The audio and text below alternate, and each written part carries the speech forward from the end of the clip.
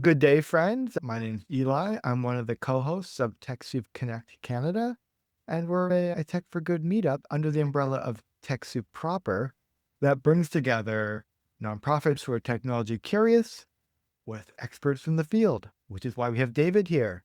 Today's event is office hours, which means it's relaxed. It is whatever you want to bring into the space. Basically, your challenge is to try and stump David. See if you can ask a question that he's unable to answer because he's got deep expertise in website development, digital marketing, and all the things you need to bring your nonprofit online. So you all have the ability to come on mic and turn off and then turn on the camera. So right now you come in muted by default, but you can turn that off. And so I'll be here as a gentle facilitator if needed, but otherwise, just come at it. And if someone else is speaking, but you're like, I want to put my coin up there on the arcade machine, I want to hold my space, that's what the chat's for. So you'll just at any point say, oh, I really need to ask David this question, throw it into the chat and we'll pick it up from there. But otherwise, I'm going to step back and pass it over to David, who could help moderate the space, and I'll keep on welcoming more people in as they come. Yeah. So, hi, everybody. I'll give you a quick little brief about my background and history as you're thinking about questions or whatnot that you want to talk about. I started doing web in the early 90s, like as soon as we got dial up at home, AOL, trying to figure it all out, right? All that type of stuff. I worked in nonprofits for about just under 16 years, from 2000 to 2016. And that's when I started my agency, Wow Digital. So we're coming up to 10th anniversary, which is like wild and mind blowing. And I don't even understand how today is January 27th. That is so absurd and wild to me. Wasn't it just August? I don't know. And yeah, so we work with nonprofits and charities. I love the TechSoup community. I'm here giving back. And my goal is to empower 5,000 organizations to improve the lives of 100 million people through the use of technology. So if you get one little morsel of insight from the conversation today, and you go back and you talk to somebody, or it even just sits in the back of your head for 3 years or 4 years, and then you're like, oh, wait, I remember hearing this thing. I don't remember who it was or whatever. If you do something with that, you're helping me. So I'm totally being selfish here. You are going to help me get closer to my 100 million person goal. So thank you. And I know everybody's busy, lots of work. You're probably wearing like 37 different hats as you do go about your job and your work and stuff. And grateful that you're taking some time to come and learn and be a part and have a conversation. So there you go. That's my little spiel. Yeah, it really is late January. Who wants to give me something here? What do you have? And I'm going to put a little bit of contact info. I know Eli threw the website in there, but if you want to connect with me by email or LinkedIn, I've got those links there as well. I put those into the chat for you. Hi, good afternoon. Luke here from Vancouver. I maybe will start us off on easy, more philosophical question. I work with a number of nonprofits, more as a consultant. I was on boards of different ones. My question is, how do we convince the board members to allocate real money, real funds towards something like the Google nonprofit ad grants, where for a standard business, you can say, okay, here's our ROI, right? We spend that much on advertising. This is how much we make from e-commerce sales. Oftentimes for nonprofits, we're raising awareness, right? So how do we essentially translate that and put a dollar amount on it? So we can say, okay, this is what we are receiving from Google, say $10,000 a month, but we need to spend, say, $1,000 on somebody who knows what they're doing to run those campaigns. But this then translates to X amount of virtual dollars of awareness, for example, for our organization. So if you can maybe speak generally about something like that, would be appreciated. Thank you. Yeah, thank you so much, Luke. So first thing to note, the ad grant, Google, you get $10,000 a month in ad spend. You mentioned you're in Vancouver. That's 10,000 US in ad spend. So that's 50,000. No, I'm kidding. It's not 50,000 Canadian, but it's, what is it? Dollars at $1.38, something like that. You could say it's close to $12,000 to $13,000 in free ad spend. And even if all you did was hire somebody to set up 3 or 4 ad campaigns, show somebody in the organization how to turn them on and off, how to monitor the spend to make sure it doesn't go over, because then you're going to be spending money. You can set thresholds on spend, right? So all that can be programmed into there. So that's the first thing. Yeah. Google Ad Grant, if your organization doesn't have it, you should totally get it. Microsoft did have one for Bing, and then they shut it down like after a couple months. Okay, so how do we convince, the bigger question here, how do we convince the board of directors or executive director or somebody that, hey, you know what?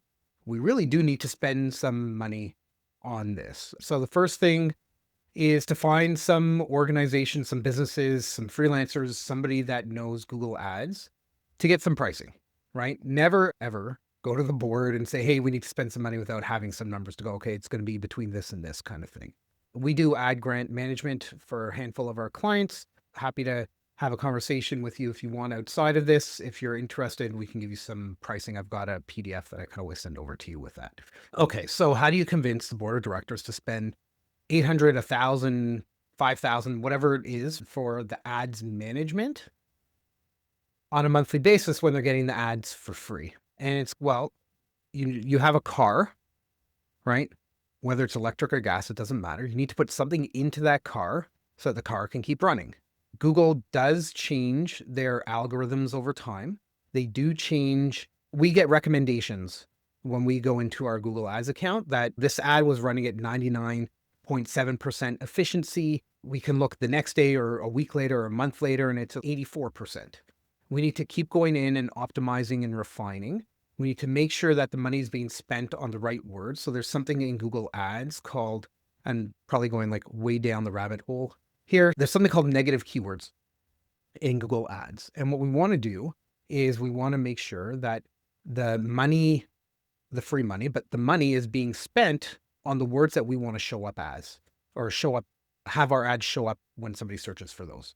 And that takes time. It takes refinement. It takes a while to get in the right groove of that. And there's going to be different times of year where you have campaigns. So there might be your big annual galas coming up and you want to run some campaigns around that to try to, maybe you have a silent auction that you're running and you just want to create more awareness to get more people to bid on the items or whatever it happens to be. The money doesn't necessarily need to be spent every month for the ads management. I would probably recommend that just to make sure everything's optimized and running the right way. But you could have somebody once a quarter come in and look at the ads. So there's lots of different ways of doing it based on budgets and appetite to have that type of thing going. I think there's a couple options. You can have the ads just created the one time and somebody in-house kind of manages it. You could have somebody quarterly, or you could have monthly in there optimizing, managing it, and making sure that the money is being spent well. That help you out, Luke? Yes, sure. Thank you. Any thoughts, though, more specifically of how to talk to one organization I work for? Basically, we're cat people. The folks on the board, they love animals. They come from all different backgrounds. Most of them are not business people. So Okay. what we're saying to them is we need to spend real money that's supposed to go to the cats because we all love cats. But we're saying, okay, we can turn that into awareness for all the various programs that we have. How do we measure the value of the awareness that we can build? Like, how can we say that we created by spending, say, $500 a month for somebody to do this professionally, because we do not have capacity inside those organizations? Saying teach somebody or show them how to do it, for a lot of those organizations, that's just a non-starter. We need somebody who knows what they're doing. So how do we say we need to spend that kind of money?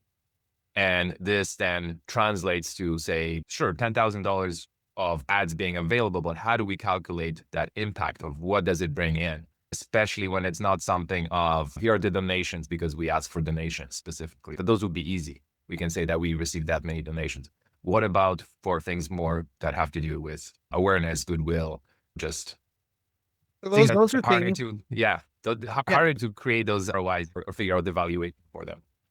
Yeah. So it's hard to put a value, a monetization on awareness, on brand. People know who you are, where you're located, all that kind of stuff. It's very hard to measure that. What we can measure is we can measure click-throughs to the website. We can measure time spent on the website. We can measure, obviously, donations, right? We can pass tags through if you've got Google Tag Manager that can monitor, okay, this donation came in because of the ad, ultimately. We can measure email marketing, so signups to newsletter, that type of thing. Those are tangible things that you can fix. How do you measure goodwill? That's a very hard one to answer. If you're looking at monitoring what people say about you online, if you're monitoring like Google reviews. So if you're animal shelter and you have local, you should have obviously like your Google business profile with the locations and all of that. You can monitor the Google reviews that are being left. You can have Google, so measuring sentiment, right? We want to know if people are happy or displeased, right? So you can set up Google Alerts, for example, to monitor mentions of the organization name, things like that. So you can be alerted if there's things there. Over time, we know it's scientifically proven. There's been studies around it. It takes between 7 and 8 interactions with somebody for them to know and trust you. So that could be an email. It could be seeing a sign or a billboard ad. It could be talking to a friend that was involved with the organization or adopted or went and visited or volunteered, right? So there's all these interaction pieces that happen. The key is ultimately, as an organization, how can a nonprofit pull money from people, basically getting them to donate, right? And so that's the end goal. People are not going to see an ad, click on the website and donate. That's really rare that something like that happens. The 2 cases that make it easier are, number 1, if you're an organization that works with children, or number 2, you're an organization that works with animals. Animals hit a lot of heartstrings for people. So producing collateral, having videos, photos, telling the story about the animals, right? Why would the organization have a sign on the side of the building, right? To let people know that they're there. It's the same reason why you would want to have Google Ads, to let people know that the organization is there. Does that kind of help strike a chord? I should appreciate it. Thank you, David. Yeah. Okay. Cool. So I see that. Hello. Well, oh, sorry. Yeah, Joanne. Oh, I'm Joanne Russell. And you know what I need help with? I'm a nonprofit. We do social change and research.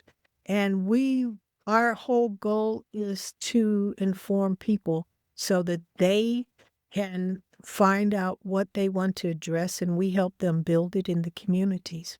So when I first started, I came up with this bright idea that for our digital communications, we'll have a website and things have changed so much since I started because it was COVID time and that's why I had to switch to digital so that I could reach people. But I have a digital communication system that's a website with your social media platforms with something else that's separate for your newsletter and stuff like that. And I need to know what tools I should use to make it more efficient, simpler, and less labor intensive.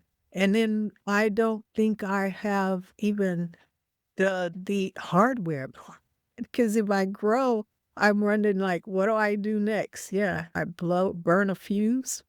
But yeah, the process is that how do you stream? Like I'm started off with a GoDaddy website. That is not because I want bi-directional communication. That's not going to happen there. So I need pointers for really a plan and tools that would help me do this more effectively. I'm a studier, so I've learned how much manpower it's going to take. So I need to put the system in place and then go find the money to pay for it. Yeah, loaded topic in question there. So if I was going to start up a nonprofit and I was going to build the entire marketing platform from the get-go, I would build with WordPress for the website because you can make it do pretty much anything that you want it to do. There are free themes, there are paid themes, there's builders, there's a whole giant ecosystem around that. Personally, I've been building with WordPress since 2005. I've launched some really massive websites, like over 10,000 pages, and I've done one-page sites with it as well. So you can do anything and everything in between. You can build in using WooCommerce if you want to sell merchandise or you want to sell one of the things that we did with one of our clients was we built a gift shop where you can buy water, you can buy a goat, you can buy school supplies for girls, you can buy like these things. So instead of making a monetized $5, $50, $100 donation, no, you're buying backpacks with school supplies, you're buying clean water, you're buying that kind of thing. You can do that with a donation platform as well if you want. That client specifically, they wanted a shop so they can manage it all and not pay like monthly fees for having a shop, that kind of thing. That can be built into WordPress. You don't need Shopify to do that. There's a platform called WooCommerce, which is free. There are add-ons for it. So depending on if you want to add any functionality, there might be some paid plugins or modules to add into there. Same with WordPress. There's a lot of free plugins, but there's paid ones also that add and enhance functionality. So that's where I would start. I would start with getting a really great website, picking a really good theme. You don't necessarily need to have a custom bespoke website if you're starting up. That's okay. And then for social media, this is where, all right, I want to take a step back for a second. As a business, as a nonprofit, as somebody that invented a product, you need to figure out your personas. So who are you going after with it? And the persona involves three pieces. It's your demographic, right? Your geographics and something called psychographics. And psychographics are really like, what does a person care about? Where do they spend their time? What keeps them up at night? What are their pain points? How can you alleviate that? As a nonprofit, we want to pull at people's heartstrings, right? To get them to go, oh, this is a really great cause. We need to target people. I'm just going back to what Luke was saying, animals, right? Nobody wants to see suffering animals or animal euthanasia or anything like that, right? How do we pull at the heartstrings of people that care about animals? Okay. How do we pull, like for social change, how do we help people understand the need for equal access to education? Or that children should have the right to healthy breakfasts, for example, warm breakfast, things like that. Like whatever it is that, Joanne, that your organization does. Okay, so We do how do we make all, people care about that? yeah, you're on the right track because we focus on all 8 areas, all 8 dimensions of wellness, and we're intergenerational. So I'm following what you're saying because, yeah, that's the piece that I'm working on now. And that's another thing because in the interactive part, I'm trying to do a survey. Nobody's been yet to find out what their interests are. So go ahead, I'm listening. Thank you. Yeah, my pleasure. So that's okay. So website, WordPress, you can build a shop if you want or not. There are platforms for donations that you can integrate right into the website. We're partners with 8 different donation platforms. So before I would recommend one, I would want to have a conversation about what are your goals right now, but what do you need?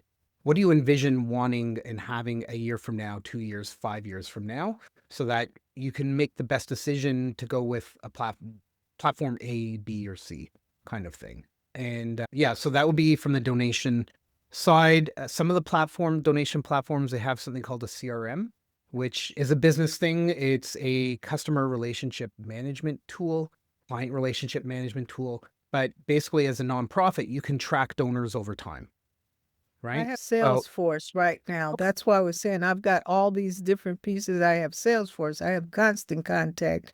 I have Asana. So I'm looking at how, yeah, that's why I said less labor intensive. exactly. I'm going to drop a link in the Zoom chat here. I do have a podcast. It's called Nonprofit Digital Success Podcast. I would encourage everybody to go and subscribe. But I dropped a link to episode 16. We're on episode, I think, 130 something, Oh, 134. wonderful. That episode specifically, I talk about psychographics. So you can dig in more on that if you're interested in that. For a newsletter, if it's built in, so you're using Salesforce, you can use Salesforce, or you can use HubSpot, or you can use Constant Contact, or MailChimp, or something like that. Those platforms, one of the things that we can do is we can embed subscribe forms in your website, allow people so you don't have to copy and paste. Like somebody emails you, oh, I want to get your email list, and then you have to copy. No, we can automate all of that. You can just embed the form directly, or we can use a platform like Zapier or Make or Albato to create these automations that happen from that side.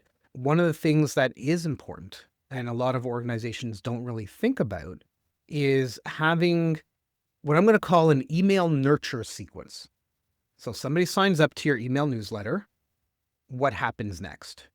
They should get an email right away saying, thank you for subscribing. Over the next week, you're going to get 2 or 3 emails from us with some more information about what we do and how we do it, and support where your dollars go and that kind of thing. And then put together 2 or 3 emails in the sequence so that they're up to speed and they understand maybe there's some education, some value in those emails as well. And then they get your regular cadence of email.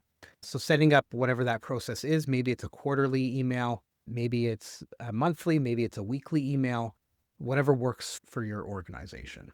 So really sitting down and putting together a communication strategy, really. So once you understand, just going back to the psychographic piece, once you understand who your audience is and what they care about, then you can start putting strategy together around how to communicate with them.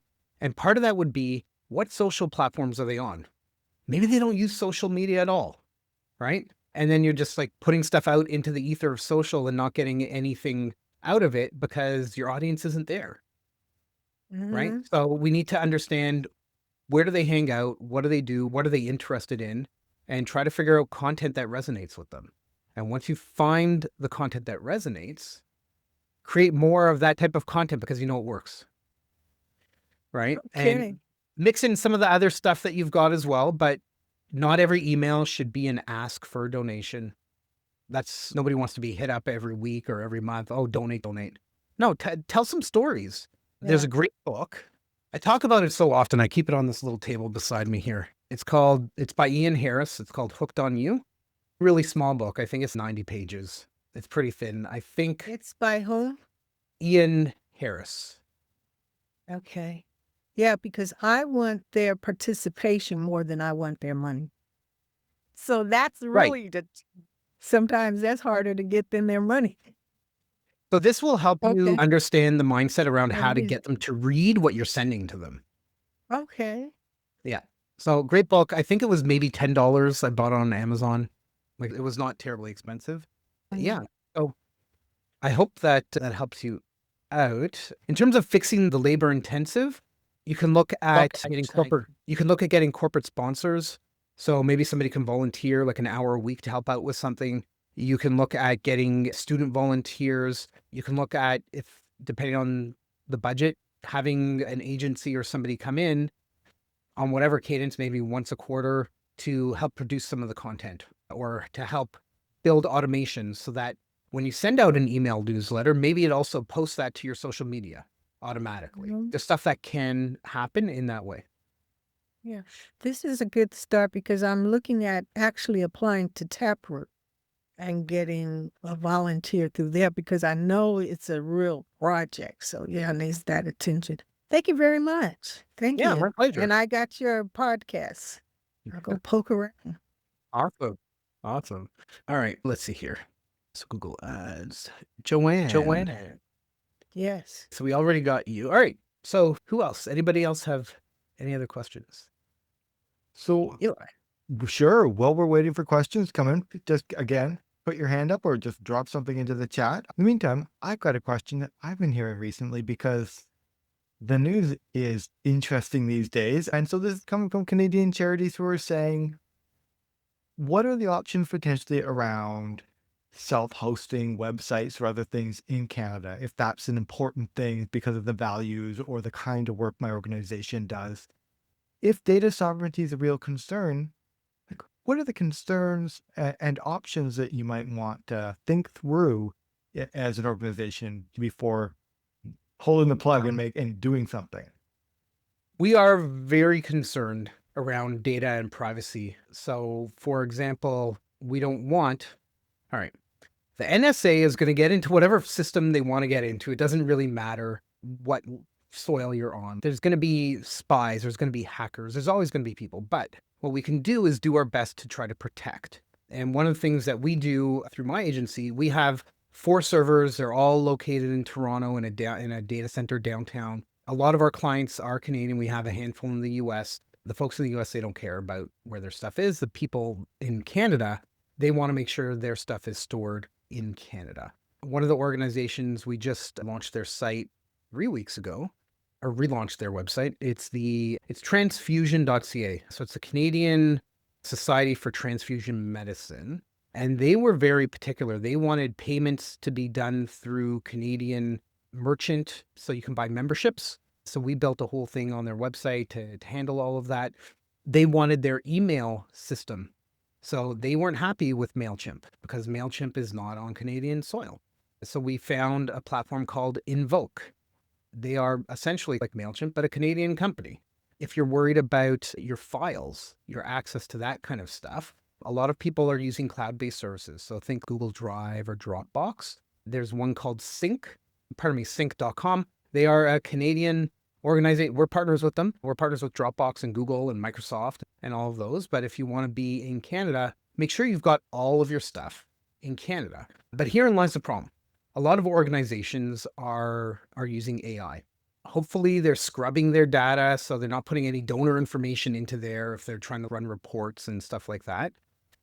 There aren't any AI platforms. Maybe this is something I should look into building. I don't know. But as far as I've found, we haven't found an AI platform that is based in Canada. And if you're using a platform and you're concerned about it, there are ways that you can have, for example, like Microsoft Copilot as an instance that is just for your organization. So it won't share anything beyond your organization. It won't share it with Microsoft or anything like that. So you could potentially look at a closed AI system if that's something that you're interested in. So in terms of self-hosting websites, there's a lot of things that, Eli, just specifically because you mentioned web hosting, you need firewalls, you need security, you need SOC 2 compliance. If you're an organization dealing with health records in any way, there's HIPAA compliance and there's all kinds of stuff. I would push all of that security and responsibility onto a hosting company, and then it limits your risk as an organization. But so it sounds like it's complex. It's not a quick turnkey kind of thing. But if this is important, it's like there's a journey to go on to, and there are people like you who have gone through this and can help guide people through this. Yeah. And I think there are, in my conversation, there are a couple like Canadian sovereign AI services out there that basically take some of the work from the other AI labs and containerize that within Canadian soil. But frankly, they're focused on enterprise and government. They're not really accessible to everyday people like you and me who don't carry a lot of technical expertise with us. You're probably not going to find like a $30 a month plan with them kind of thing. There are platforms. There's one called N8N, which is like an AI automation platform. You can use their hosted. I don't know where their servers are located, but they do have an option for a self-hosted version. So you can spin up a server on Canadian soil, set up all that stuff and get it going. But it does require the back-end tech knowledge. Yeah, anything is possible, but it's a matter of time, effort, money, and desire too. If somebody on the board of directors or senior leadership team or the founder is like, we need to all be Canadian, have everything on Canadian soil or everything in Europe or wherever you're based out of, I would ask why. What is the concern? And then you can use that to help identify, all right, maybe not everything has to be in Canadian soil or sovereign soil. Maybe there are some things that could be out there, right? Like you're not going to find a Canadian social media network, right? So if you want to be on TikTok or Instagram or Facebook or LinkedIn or wherever, you're going to be putting stuff out. Now, the stuff you're putting there is going to be all public information anyway. So there shouldn't be any concern around that. But it's worth having conversation around what is okay and what isn't okay. Any other questions? Just again, throw them into the chat or Yeah. or just So I like can see bring your here, hand. Joanne asked, what are some of the best uses of AI in streamlining digital marketing processes? Very cool question. So we use AI. I've been using AI in my agency. It's probably been about, I'm going to say close to 6 years now. So well before OpenAI, ChatGPT, that kind of stuff. We use it for all kinds of things. So one of the easiest things that we talk to our clients about is taking a blog post or a news release or some kind of content that you have, throwing it into the AI and saying, I need 10 short, quick social media posts from this, and have it just generate the posts for you. You can use things like Nano Banana or ChatGPT to create images. You can use Sora or there's another one, I forget what it's called, to create like short little video clips for you to help promote your organization or the point or whatever to market your stuff. And that's a really easy win, is to take some content you've created and turn it into something else. So you can take the blog post and say, I need a short email that I'm going to send out that I want to link to the original post on our site. And so that's one of the easy things. One of the things that I've worked with some of our clients is automating grant applications. Loading up, we use ChatGPT for this. We created an agent in ChatGPT. You need a paid account for it. So it's, I think, the $20 US a month one. You can create an agent. You can train that agent on everything your organization does. And then you can essentially upload the PDF or Word doc of the grant application, say, fill this out. And it'll give you everything to go into it. You can't just submit it. You need to review it and edit it, but it'll probably get you 70% of the way there out of the box, provided that you've set up the agent in the right way. So that's some of the like really easy ways that you can leverage AI. And sorry, just to follow up on that, David, when you say an agent, is that basically just using the default things you'll see like the Google Gem or things like that, like where you load in some information, give it a bit of prompts, then you have this thing you can constantly come back to? Yeah, exactly. Like I'm not going to share my screen because we've got like some stuff in here that I don't want to share, but we created what's called a GPT. And that is basically, so one of them that we have is make a LinkedIn post from this article. And so we've trained it. Okay, here's what we want. Here's what we want in terms of hashtag research. Here's what we want in terms of like how long it should be. Use icon emojis, don't use emojis, all that kind of stuff. And we can just click on it, paste the article, so like our blog, into it, and it will create the post, the short little post to put on our LinkedIn profile.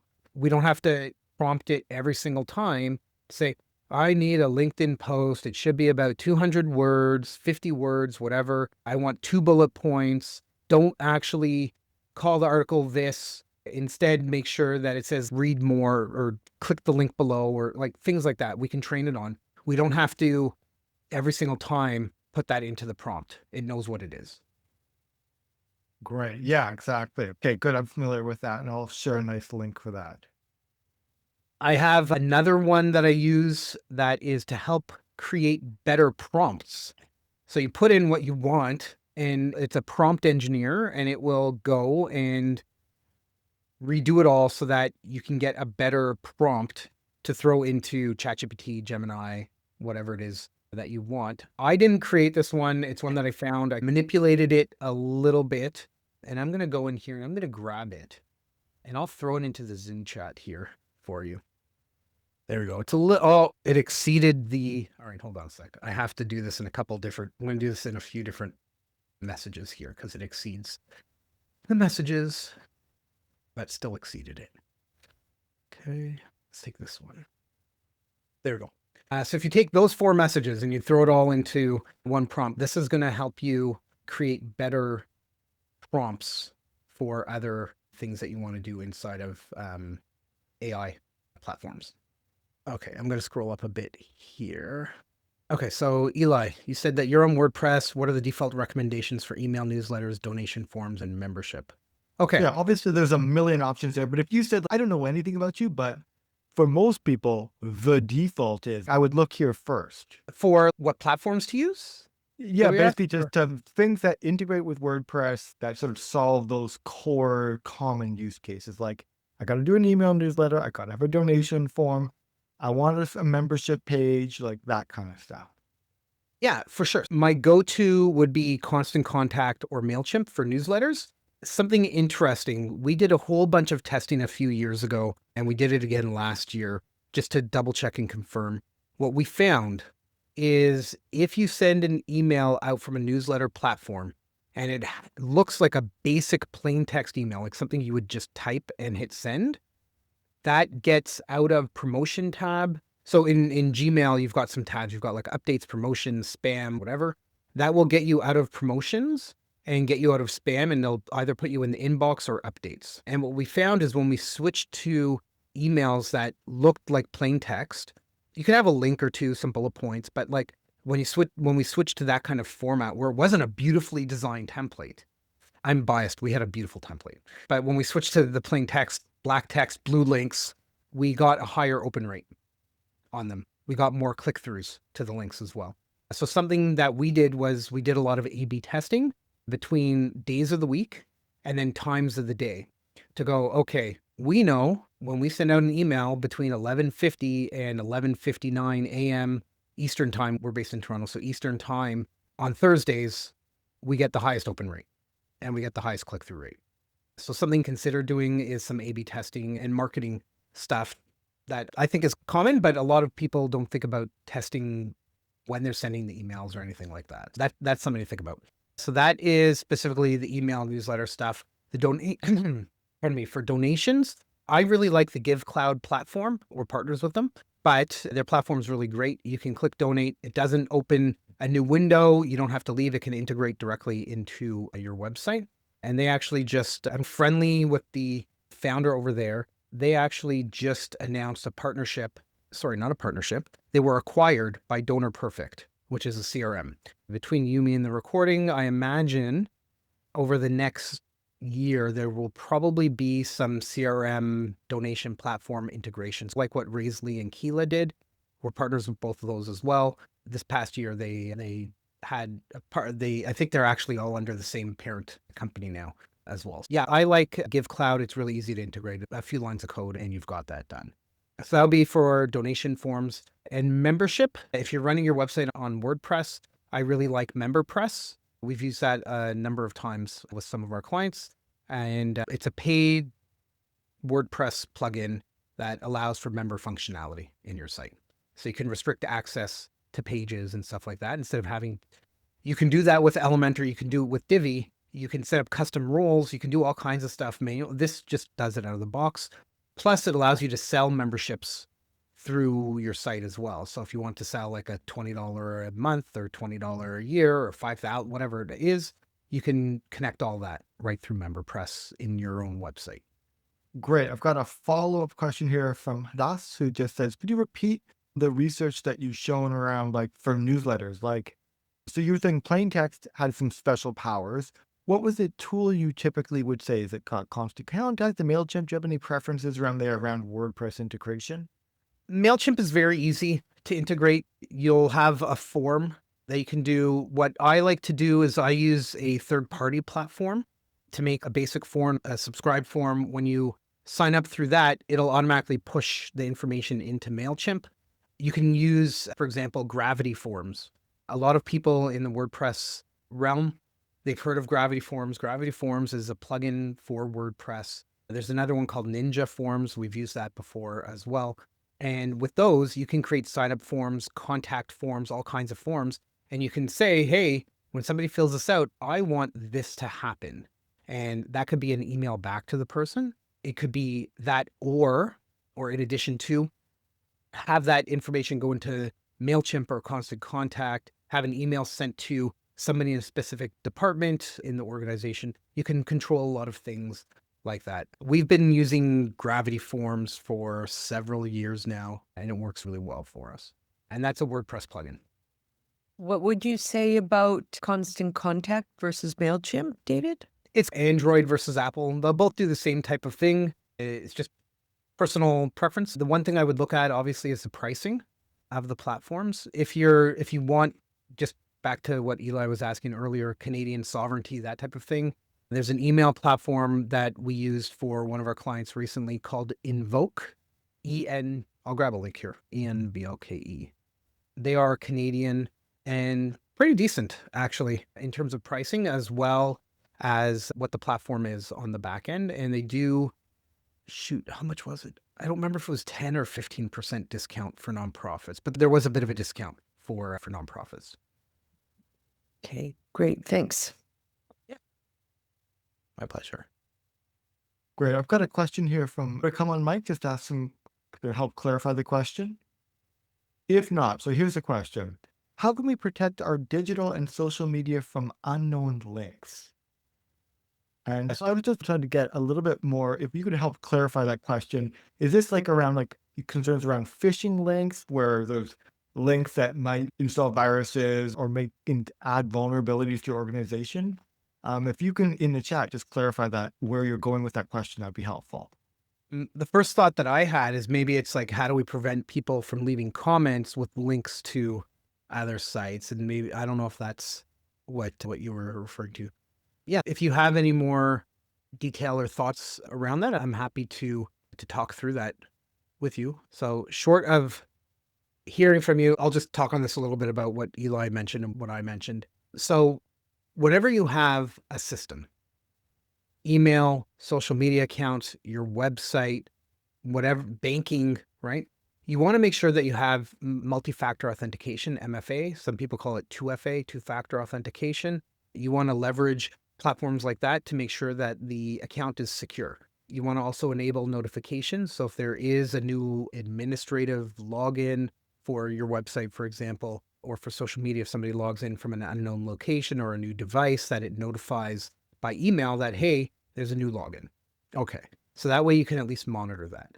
The other thing you want to do is you want to make sure you have strong passwords. A lot of the platforms now require you to have, I think, at least a minimum of 8 or 10 characters, and you need some ASCII characters like a question mark or a tilde or exclamation, things like that in the passwords, as well as an uppercase, at least one uppercase letter, that kind of idea. So you want to make sure you've got strong passwords on your platforms as well.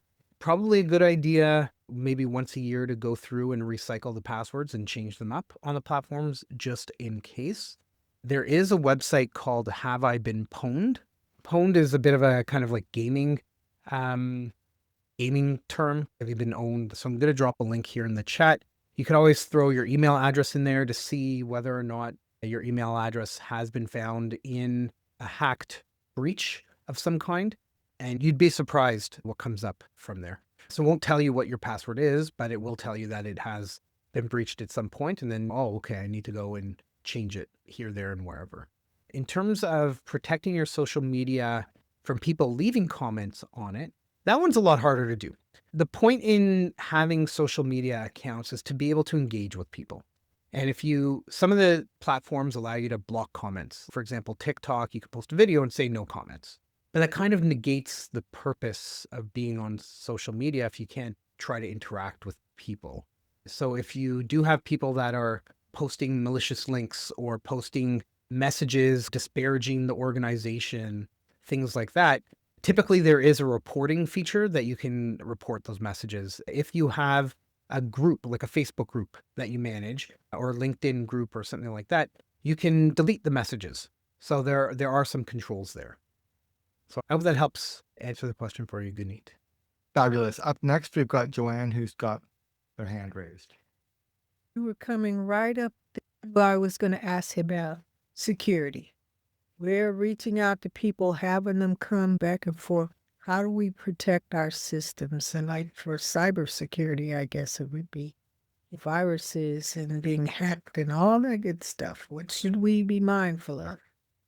That's an awesome question. The last thing that any organization wants is a worm or malware, or even worse, like the crypto locker, things where like it locks all your files on the computer. If your computer is connected to a network drive, it'll lock everything there, and then you have to pay, like it's ransomware, you have to pay money, right? A few things. You should definitely get a security audit done. There's a partner that we work with. If you're interested, I can connect you with them.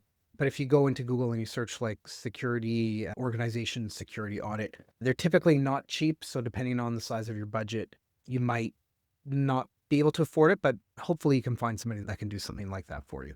So the security audit is a few things. It'll look at the computers that you have. Are you working on site? Are you working off site? Sorry, one moment. No problem, Luke. So if everybody's working remote, what are their home networks? What other computers are on their network? At home, what are they doing on those computers? So a lot of times it'll be setting up a VPN to allow for access into your organization if you have a main office kind of thing, and then software on the computers as well to monitor, manage, maintain. And there's enterprise software that's not terribly expensive. They're like $30, $40 a computer a year. Some of them are $70 a year for the computers to make sure that They're up to date with the latest definitions, making sure that they're updated all the time, that it's being monitored, and alerts. So if there is a computer that does get compromised, that alert goes to somebody that can actually do something to prevent it from spreading or to shut the computer down remotely or things like that to protect the organization. At the end of the day, we want to make sure that donor information isn't leaked out. We want to make sure that banking information is secured so that you're not losing any money from the bank. There's one of our clients, they were accepting Interac email payments from their members, and they have monthly remittances that have to go in. And their email was hacked. They didn't have two-factor authentication on their email. That goes before. We were only helping them with their website, so it doesn't really, it's not our fault, but a little story here. Their email got hacked. These hackers went into their inbox and then deposited all those. So if you've ever done an email Interac transfer and you don't have auto deposit enabled, it'll send you an email saying, hey, click this link to deposit the money in your account. They went in, clicked, and deposited it into their own accounts because they had full access to the email. So if you do accept Interac email transfers, you want to make sure that you set up auto deposit. Our landscaper at our house, so they do our snow plowing, which we definitely needed the last couple of days. We got, I think, 45 centimeters here on Sunday. Their email was hacked. They lost about $10,000. What's interesting, though, is that could be traced back because you can only deposit it, I believe, to a Canadian bank account, right? So to create a bank account, you need to provide your social insurance number and whatever. You can falsify that, but they reported to the RCMP, and they eventually, through whatever research, they found it went to Tangerine Bank, and they ended up getting the money back, which is very thankful for them on that side. But they definitely implemented multi-factor authentication on all their accounts. If you think it's too much security, then you're probably doing it right. So it's secure until it hurts. Okay. I'm in Los Angeles. I've been praying for you guys there in the snow and the cold. Thank you. I think we still got a few months, though. Oh. Lovely. We're coming up towards the end of an hour. We have time maybe for one last question if someone's got something. If so, just pop right up and let's make it happen. Otherwise, we can have 2 minutes of silence and I'll shut it all down. Whatever works well for you. Yeah. Susan, Cindy, Pat, any of you maybe have a question? You could come off mute if you want, or you can type it in the chat. In the meantime, I guess while we're waiting, hopefully somebody else has a question. But How can we work with you, David? How does that happen? yeah, we do phenomenal, and I'm absolutely completely biased, web design development, custom design development, etc. And the easiest thing to do is to go to wowdigital.com/consult, and I'll throw the link here into the Zoom chat, and you can book a free call with me. So it's a 20-minute call. You could pick a date. We use Calendly for that booking, so you can pick a day and time that works for you, and you go right into my calendar, and I'm happy to connect and share some insight and hopefully help you out. Like I said at the top of this, my goal is to help 5,000 organizations improve the lives of 100 million people. That's the goal here. And we're here to help. We're niched in nonprofits and charities. That's who we work with. And actually this year, we are going to be expanding a little bit to associations and member-based organizations as well. So that is still under current development. Amazing. Then, David, I'm so grateful that you get to be part of our community and that you are coming on a regular cadence just to share your time and your expertise with our members. Yeah, it's my We'll pleasure. We'll keep gently twisting your arm to make it keep on happening. In the meantime, thank you all for joining us here today, to all the attendees, and for your questions. Keep throwing things at us, and don't be shy. You can always reach out to David as well. Love it. Thank you, everybody. Eli, thank you so much for hosting. Have a great day, everybody.